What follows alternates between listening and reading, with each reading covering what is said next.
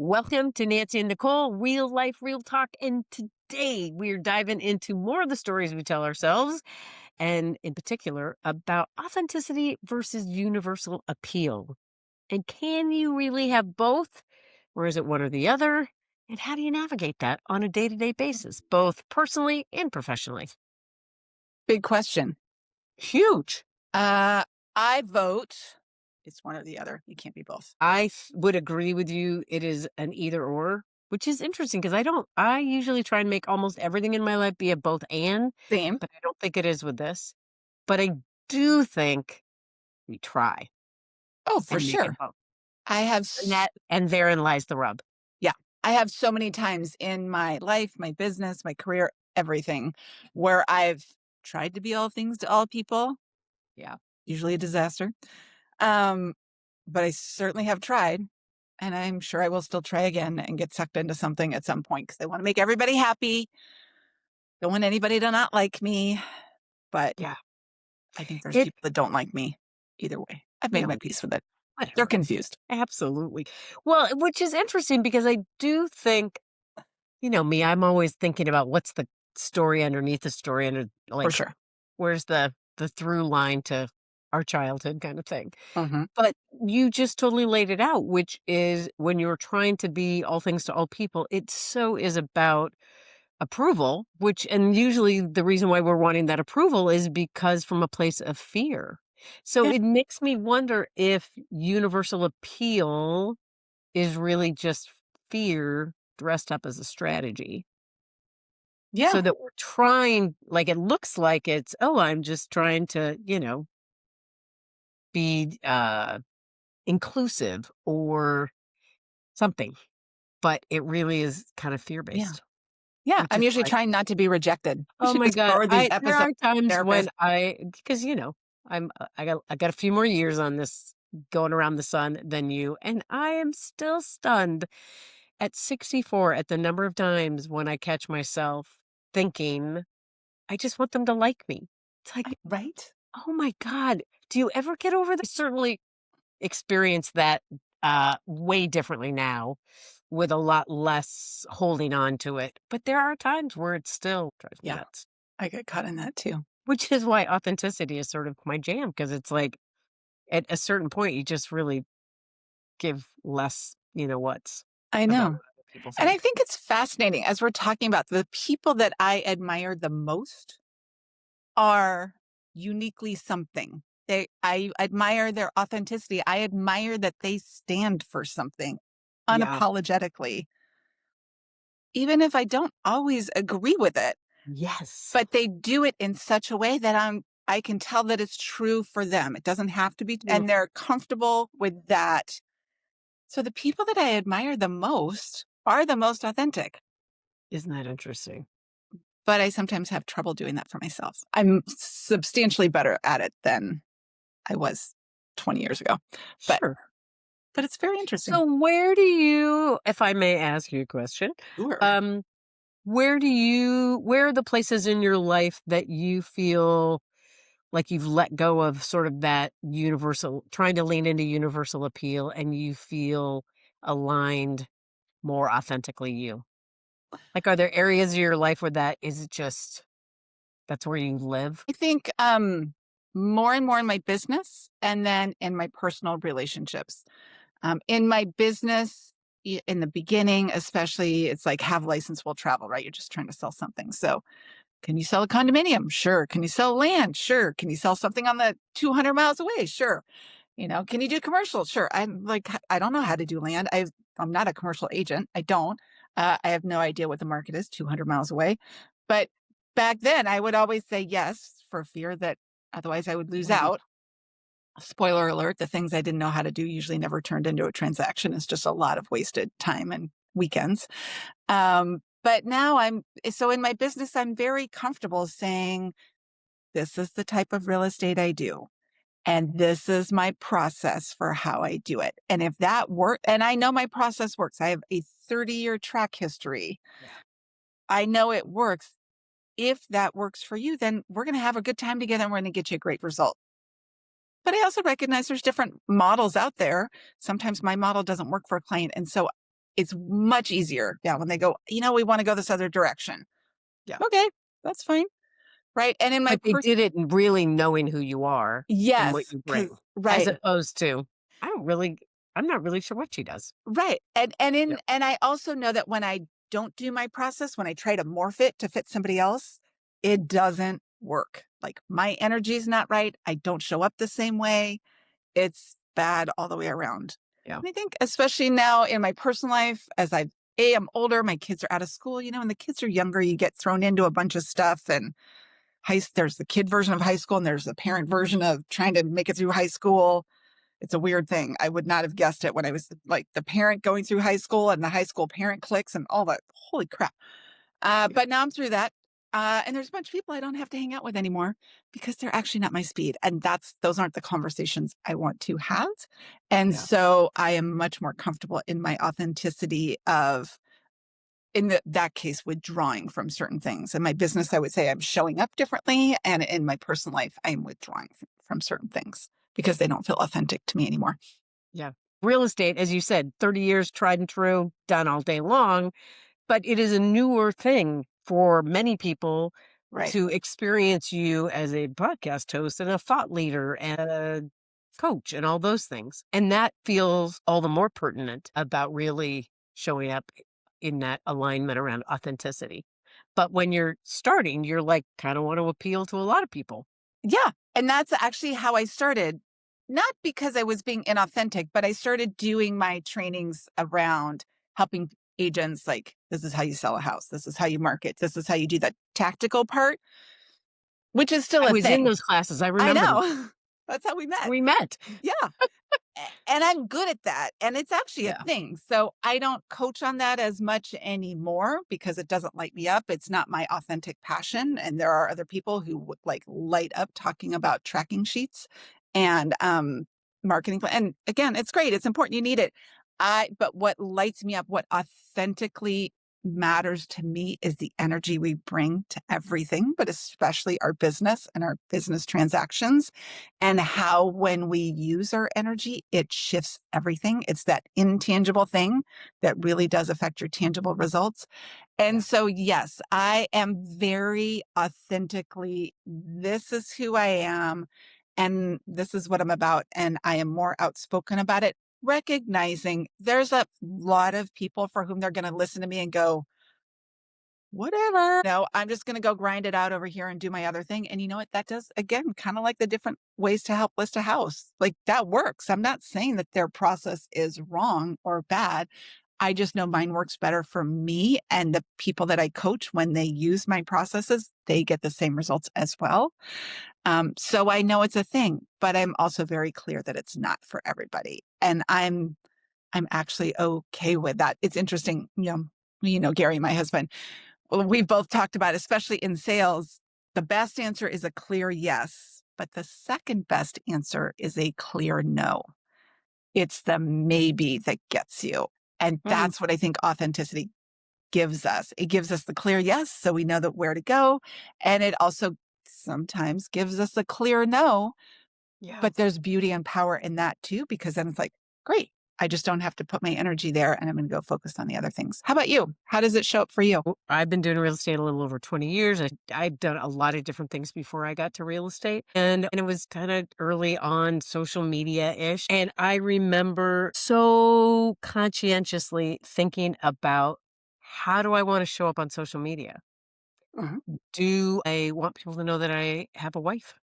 At that point, she wasn't my wife because I couldn't do that 20 years ago. But um, and that I had a kid and that I have certain interests and whatever it is. And I remember early on being out with clients and they would say something about, my husband.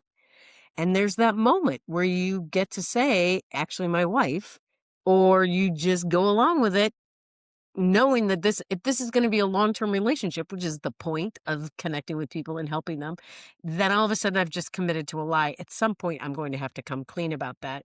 I want to show up in all corners of my life 100% as me, with who my friends are and my families and my values and all those things. And because I want other people to feel like they get to show up in the same way with me. And if that is not in alignment, that is totally fine. And I would rather you figure that out before we go down some road of I'm prepping for a meeting with you, or I've done all this research on, a market analysis for your house, only because then when I show up, you're going to go, no, actually, I don't know who you are. Yeah. Um, I actually had so that happen. I did had you? Yep, I had a listing appointment that I had scheduled, and we'll just say that the seller had very different views than me, and they actually left me a message and said, "I checked out your website. We are not a good fit. We don't need to meet." I was like, "That's cool."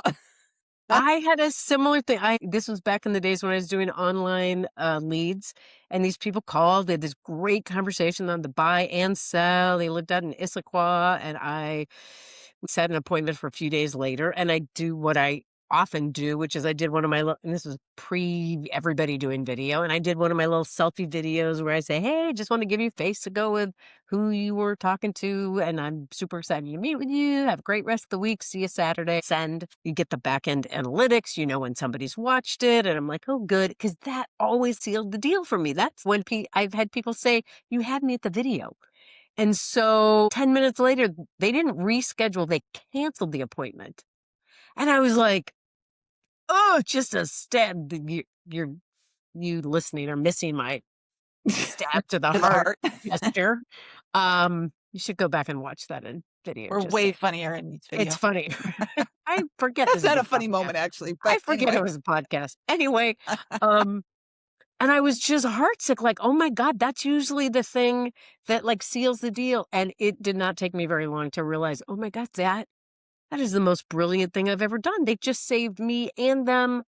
Like, I think they wanted a, navy suit and pumps and a Range Rover. No judgment or shade to those brokers, but that's just not me. And so early on, I had enough of those experiences where it became very clear, and maybe more because the line around being out and just showing up as myself, being able to talk about my family and what I did over the weekend, just like other people do, was so crystal clear, like, I'm not going back in the closet. Good God, I've spent way too much time and years getting out of it.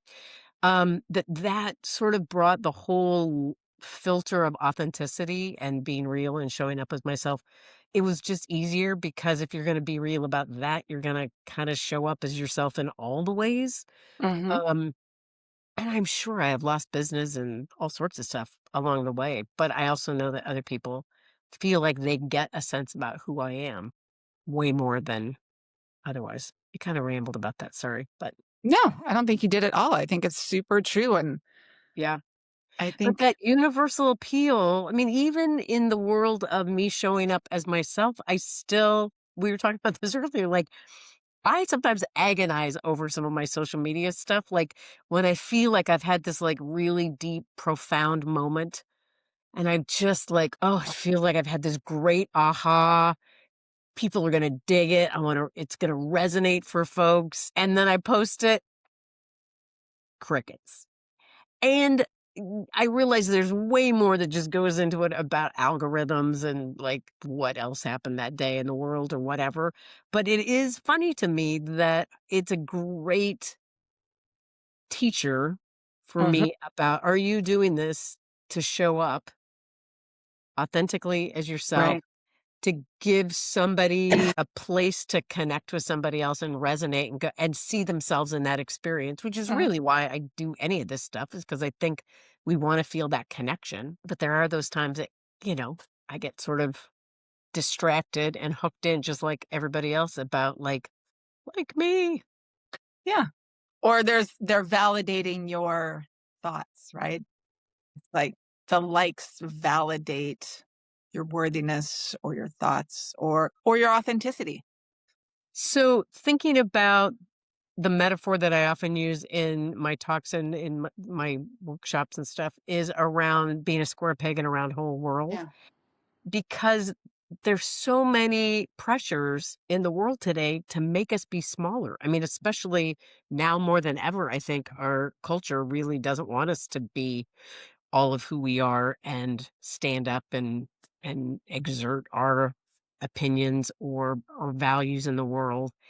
And there's just all those ways that it's just if we let it really just sand down all those edges, and like those edges are not our flaw, they're our signature. Mhm. And I think it's easy to feel like to succumb to that pressure of we have to be smaller. And I say, find a bigger hole for your square peg to fit into, edges and all. Mhm. Um, and that is easier said than done. Yeah, definitely. That universal appeal, it's kind of a long-term strategy for self-abandonment. Definitely. Right. Well, self-abandonment is not connection. Right. It might look like it on the surface. You're interacting with lots of people. You might even be getting lots of accolades, but that is not connection. Yeah, I would agree. I'll say for me, authenticity is easier when I know I have good people in my corner, Mm.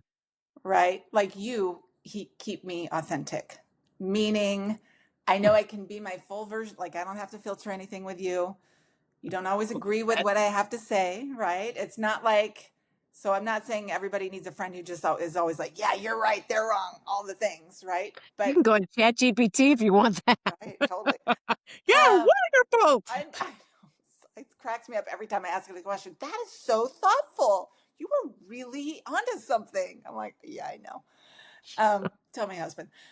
But anyway, um, but But having having good people people. that I Yeah. know I can show up with Mm. authentically, right? Like, Oh, and it could just sometimes it's just one or two people. Like for true oh, authenticity, totally. that is a tight group. It's not a lot of people, but I for me, I it is easier for me to be authentic out in the world with my clients on social media, teaching classes, Mm, whatever, if I know I have mm, unconditional love from people who I can be 1000% authentic with. that is really true. So that is my wish for everybody listening. Like, who is your person or people?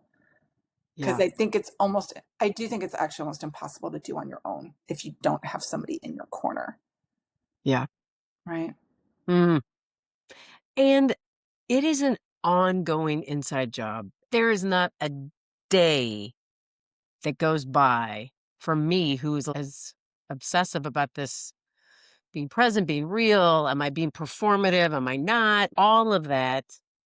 And it's not to say that I'm doing it perfectly all the time, but I'm just trying to at least notice and Yeah. own it with grace at those times where I'm like, oh, you were such a dumbass there, Chapin. Look, like, who are you kidding? Well, sometimes it sounds one way in your head and then you get it out and you're like, or at least for me, I'm not saying you, Yes. right? In my head, I'm like, that is so spot on. And then I put out in the world, I'm like, not so much. But that's how I have to learn sometimes. That universal appeal versus really sort of being true is like, I cannot always have what I'm trying to say be exactly how every person of every demographic and age bracket and life experience, my message is just probably not going to land for everybody all the time, every time. So what do you want to tell people? What do you want to leave them with? Authenticity versus universal appeal. What I would want to leave people with is you get to decide how you want to show up in the world, Yes. and don't let the rest of the world that wants you to be less than that, don't let them win. And find the person or people who just will hold that space for you in your life because they're there. They may not know that you need some support around that. That's what I would. 100%. Not every part of your world needs to be shared. Can you still be authentic and not share everything like you're holding something back maybe for Yeah. fear of judgment? We actually should filter what we Mm, share. I mean, whatever we share should be authentic, but there's certain parts of my life I don't need to share with the whole world because yeah. they're mine and they're private. And my not sharing them does not make me inauthentic. It just Mm. makes me have some boundaries. Oh my God, that is going to be the perfect segue into an, a future episode where we talk about how authenticity is not about emotionally vomiting on the entire world, Right. going, well, I'm just being myself. Uh-huh. We're going to talk about that. All right, kids. Thanks so much for tuning in as always. And like, support, share, I comment. subscribe, all Yes. those things. We would love that. All right. See you on the flip side. Bye. Bye.